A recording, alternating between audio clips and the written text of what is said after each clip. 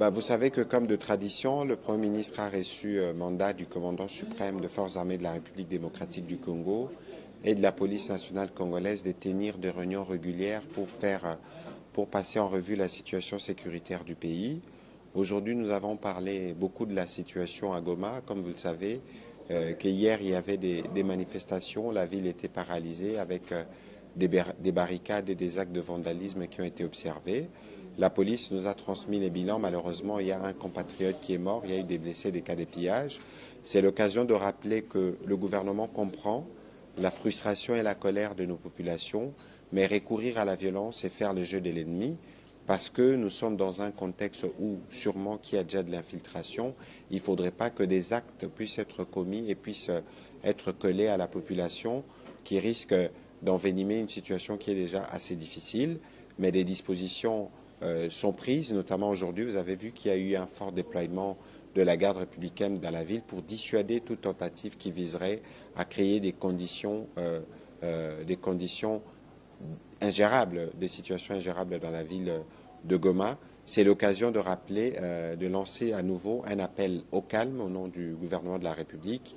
La question sécuritaire est prise en charge.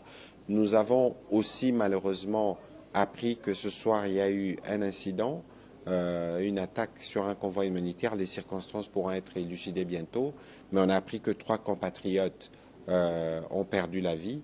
C'est encore une nouvelle qui nous fait mal et pour lequel le gouvernement, en tout cas avec le gouvernement provincial du Nord Kivu, va faire un suivi étroit parce que c'est un incident qui est consécutif à un convoi de la MONUSCO qui s'est déplacé. Nous pourrons revenir avec force détail plus tard sur ces sujets.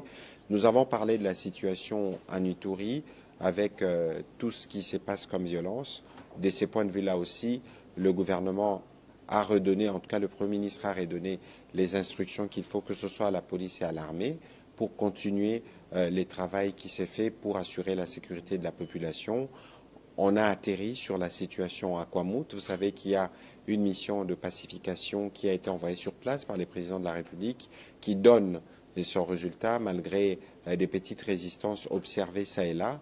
Mais la police y a déployé ses escadrons pour être sûr que la question sécuritaire dans cette partie du pays est globalement prise en charge. Voilà en résumé ce qui a été dit. Nous ne pourrons pas terminer sans vous dire que le Premier ministre suit particulièrement la situation humanitaire parce que toutes ces situations nécessitent une réponse de gouvernement et les gouvernements prennent des dispositions quant à cela.